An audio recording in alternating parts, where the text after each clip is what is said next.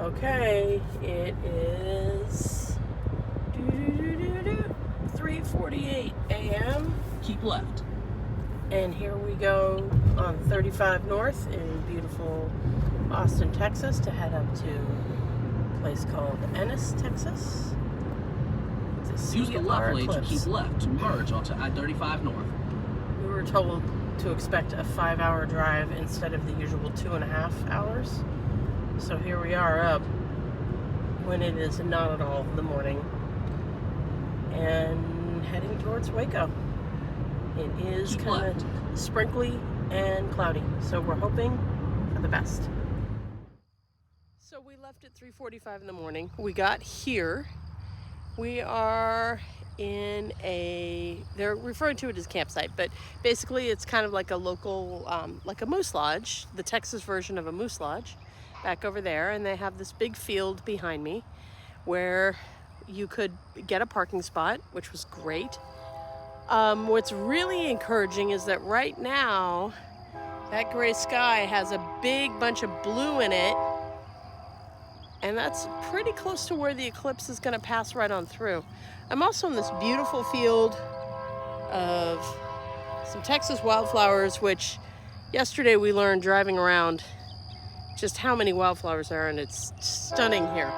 And there's a train breaking on through to the other side.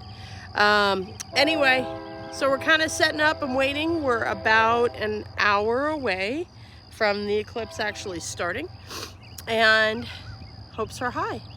We're just working on compositions. Here we go. This camera right here is catching basically the whole scene, and I'm gonna do a little pano stitch. So I took a picture of these flowers in the foreground and then kind of the field in the midground. I got this nice tree over here, and then I will pop in through a composite all the shapes of the, like the little Pac-Man shapes of the eclipse going across the sky.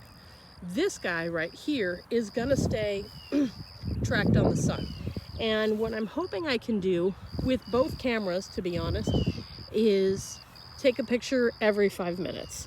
And every 5 minutes will give me enough difference in the shapes of the cloud, of the sun, to make something that looks really beautiful.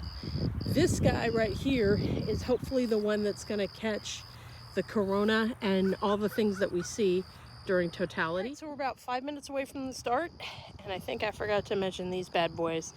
Funny thing, cannot see a thing through them. This is very similar to the material that's on the end of my lenses, that's protecting the sensor as well.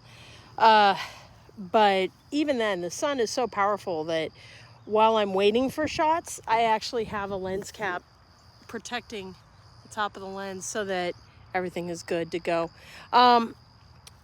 It's cloudy. It's really, really cloudy. So we'll see what happens. There you go. Now you can see the shape pretty nicely. Really making some good progress right now.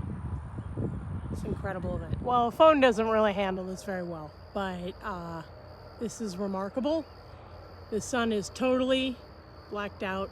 It actually looks nothing like what it looks like on my phone.